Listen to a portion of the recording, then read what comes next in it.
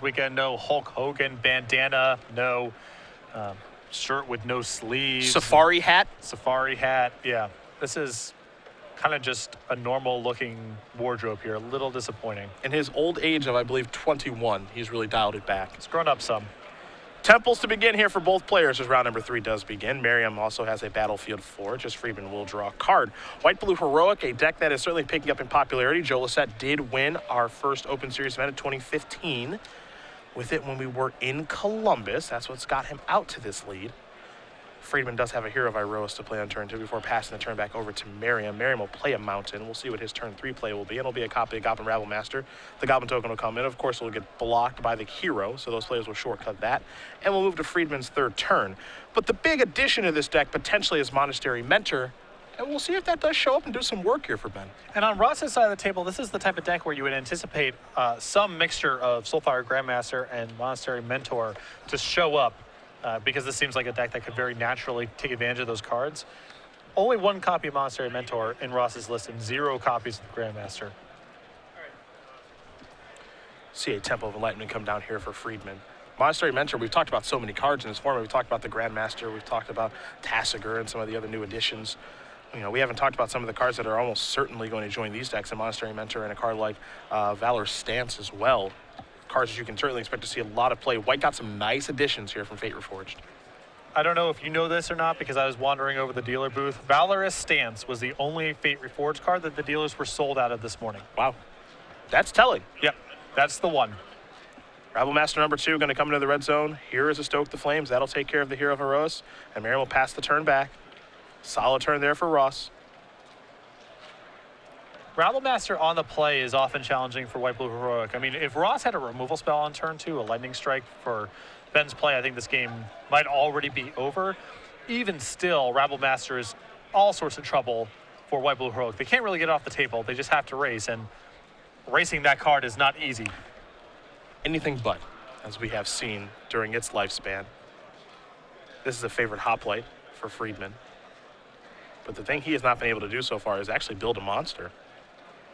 Of course, with this heroic deck, 4 Ordeal of Thassa's, an Ordeal of Heliod, 2 copies of Stratus Walk, and Aqueous Form as well. But none of those have shown up for Friedman just yet. You can tell he's certainly in a world of trouble here. Rebel Master can win the game on its own very quickly. When there's 2 of them out there, it's even more dangerous. From here, Ben really has to just make the game about something else. Things like Ordeal of Heliod, things like Aqueous Form can allow him to race, but it's going to be very challenging for him to try to beat the board straight up.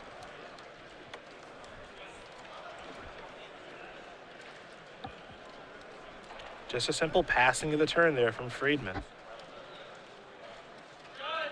Merriam with 3 mana available, 2 Rabble Master, 2 Goblin tokens. You have to imagine 2 more Goblin tokens will be on the way here shortly.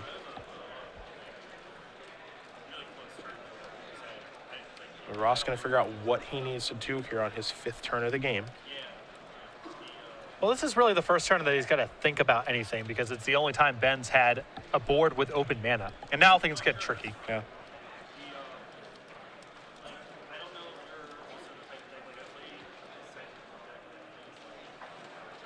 And both creatures that Ben has in play are each threatening in their own way. You know, the lifelink could be problematic. Also, the can't be dealt damage this turn on the hoplite can be problematic if Ben is trying to set up a wall to block with. So even if Ross has a removal spell, it's not clear which one he would even want to kill. For sure. The Goblin tokens and the Rabble Masters coming in. Those Rabble Masters are absolutely gigantic. There will be some blocking here, unsurprisingly. Friedman does have a spell to play. It's a copy of Defiant Strike. That'll target the favorite hoplite. Seeker of the Ways Prowess will trigger. There will be an exchange of resources here, but both the Rabble Masters are going to bite the dust. Some damage will come across, of course. And not a bad exchange there.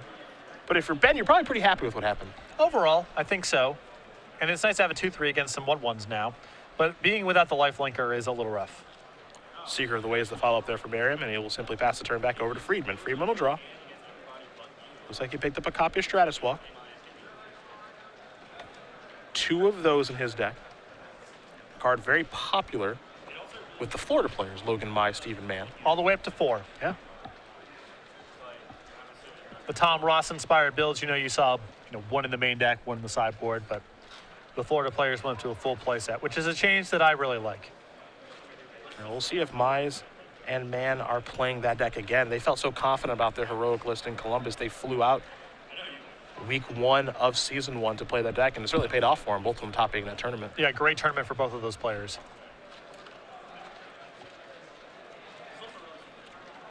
Two copies of Laguna Band Trailblazer and a passing of the turn. Just gumming up the ground, something Heroic is certainly good at. We'll head back Merriam's way. Merriam will play a 5th land.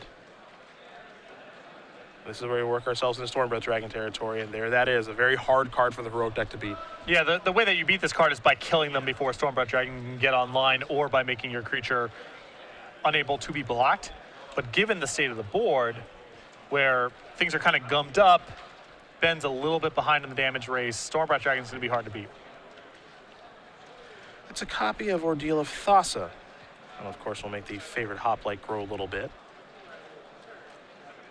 Though Merriam may have a response here, he does have creatures out there, of course. Even though he has tapped out, it's a copy of Stoke the Flames in response. Looks like Friedman does have a God's Willing, however, to put that to a stop. So that will trigger Heroic once. And now we'll see Ben scry here, you have to imagine, in just a moment. I like Ross making a move there. I think it's well worth it because it's sort of concealed that you have Stoke the Flames in your hand, and if it works, the game's over. And if it doesn't work, it's not like it's the end of the world by any means. Yeah. Forces Ben's hand to have something, and Ben is still in trouble. Well, it means that Ben can't put a, can't block effect on his creature this turn, which means that Ross is able to chump block this turn if he wants to, and untap and attack with some of the threats that he has in play into the 0/4s that Ben can't modify. Yeah. So here's the attack, of course. Now, Ben's creature does have protection from red due to the Stoke the Flames. You have to imagine. So Goblin Token won't get the opportunity to chump block here, but that's okay because Ross can just turn to the offensive now. So he'll untap all those creatures. He will draw a card with 1 card left in his hand. Now he does have 2. And even though the score is tied right now, feels like things are in Merriam's favor, and this Chain of the Rock's certainly going to help. Yeah, that's the backbreaker here. I mean, Ben was sort of keeping himself in the game, but now without the only creature he really had that mattered, and facing down the Stormbreath Dragon, I don't think he's long for this world. Can't forget that Prowess is going to trigger on the Seeker of the Way, so Merriam's going to gain a little bit of life in the exchange. And Ashclaw Phoenix is his last card, so he's able to deploy that as well. You see the life totals here. It's 18-8 in favor of Merriam, and this game is certainly in his favor now. Well, Ben is facing lethal in the air. He does have a Tranquil Cove here, which he can play to get himself out of lethal range at least of the Flyers, but facing down 5 creatures on the ground against the 2 he has in play, most likely his hand is just a bunch of enchantments also. It's going to be tough for Ben to get out of this. Does have a copy of Monastery Mentor in his hand, and as powerful as that card is, as he does gain a life from the Tranquil Cove, it's not one I think that can work him out of this situation. A copy of Seeker of the Way will be placed into play. Merriam will quickly untap and take a draw step here. Might just see him attack with the Flyers, and he will get in with those. Here's a copy of Stoke the Flames. That's going to make things very, very easy. Ross Merriam going to win game number 1 here against Ben Friedman. Red-White Aggro up a game here over White-Blue Heroic as we turn our attention to the sideboard. And we will start with Ben Friedman and a card that I think is going to come in very quickly in Glare of Heresy. 4 copies of those. You throw in 3 Disdainful Strokes, 2 copies of Negate, 3 Stubborn Denial, Treasure Cruise, and a Dig Through Time, and a Mortal Obstinacy. And I think I think that Glare of Heresy is the best option. I think so too. I think there's an argument to be made for some of the counter spells here, some mixture of Disdainful Strokes, Negates, and Stubborn Denials, although what Ross presented game 1 looked like a pretty creature-oriented strategy. It's not these red-white decks really loaded removal, the Sam Black style of red-white. So I don't know how much of the counterspells Ben's going to want to bring in here. I think that the Disdainful Strokes are pretty easy to bring in. There's an argument for Negate and Stubborn Denial too, but I don't know how much of that you can really afford to bring in. What do we see on Ross's side? An Erase, an Oblivion Ring, 3 copies, of Glare of Heresy, 3 copies of Hushwing Griff, 2 Scouring Sands, 2 Sarkin, the Dragon Speaker, a Chandra Pyromaster, an Ashcloud Phoenix, and a Wild Slash. I really like the 3 copies of Glare of Heresy here a lot, the Oblivion Ring, and the Wild Slash. Those are pretty big upgrades. Past that, you have some more marginal effects like Sarkin, which is powerful but slow, Erase, which is good against some things in Ben's deck but not others. But I think the extra cheap removal spells are going to serve Ross very well here. Well, these players will prepare for game number 2. We will talk about season 1 here on the Open Series. We started things off in Columbus, where Joe Lissette was your champion. In Philadelphia, Dale Ayers got the job done over Ross Merriam in the finals. Now we're here in Washington, D.C. It's anybody's guess who's going to win this tournament. It is anyone's guess, and the upshot is it looks like we're going to get out of all this without any horrible weather impeding the Open Series, which is going to be really nice. In D.C. this weekend. Next weekend, we go to Indianapolis for our first post-banning Legacy Open. We have the weekend off after that for regionals, so make sure to be heading over to your local regionals when you get the opportunity to do so. After that, we'll be in Houston for the first time for a Standard Open, Los Angeles the weekend after that, our first Modern Open Series in Baltimore, then Grand Prix Miami, which we're rolling out some more information about this weekend, so stay tuned for that. After that, we go to Dallas for the Open Series, which will be standard, and then the Season 1 Invitational, which will be standard, and Legacy for the Invitational, a Standard Open Series. That will be in Richmond at the end of March with me, you, and Matthias Hunt in the booth. A lot of stuff here for Season 1. We're only in our 3rd event here for Season 1 as far as the Open Series is concerned. These big Opens, 507 players here this weekend for that. Players chasing points, though. They are chasing. And right now for Merriam, this is a big opportunity for him to get on top and keep it and try to get that invite done. I think that there's a lot of players here who are really gunning for the Season 1 point invite. Now, of course, that can only go to one player, but you see Jim Davis, Ross Merriam, Kevin Jones, a lot of people trying to get that done. They want to go back to that Players' Championship at the end of the year, try to be like Brad Nelson, who did get the job done there. $20,000, big old trophy. He had a great weekend to close out his 2014. This red-white aggro deck, very interesting. You know, Sam Black has been the biggest proponent of this strategy. He played this at the World Championships. He also played at the Season 4 Invitational in Seattle, made the top 8 of that tournament as that was a standard weapon of choice.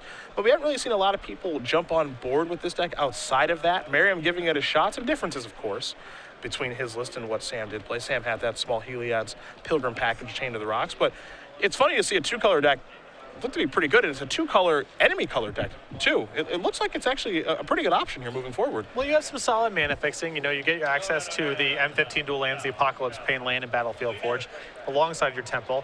You're going to play some number of Evolving Wilds. Ross playing 1, typically you see 1 in the list.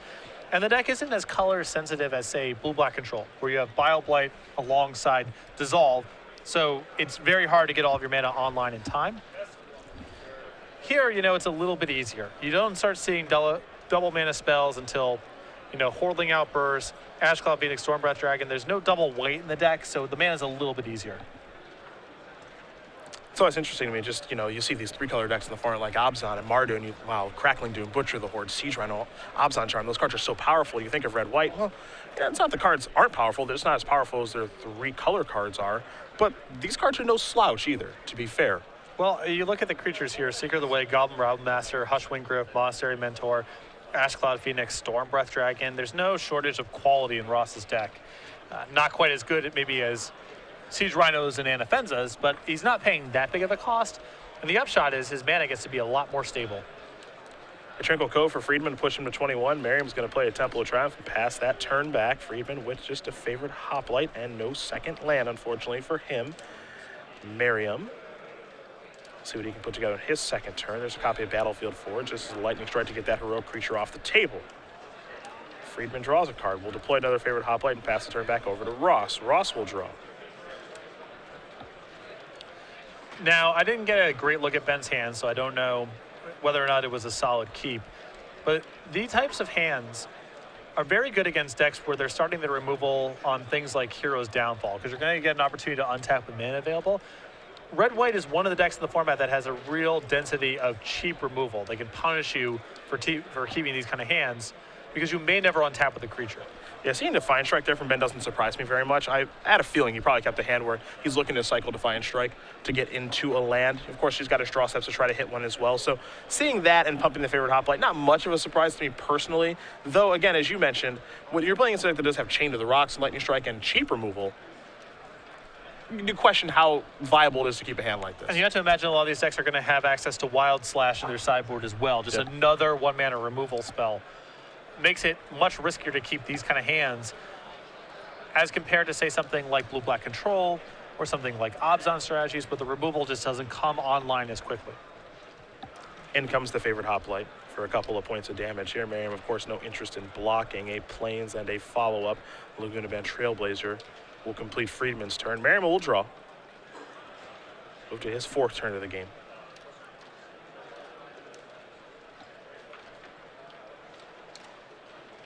And red-white aggro, the weapon of choice here for Ross. We've seen him play devotion strategies of many types before. Also had a lot of success with Jeskai tokens, making the top 8 in Portland near the end of 2014 during Season 4. Here he has a copy of Monastery Mentor, its debut on the Open Series. And it's going to, I mean, if Rabble Master is good against this sort of deck, this card's going to be even better. Here's a Chain to the Rocks, which means a Monk will be joining. A couple of triggers here.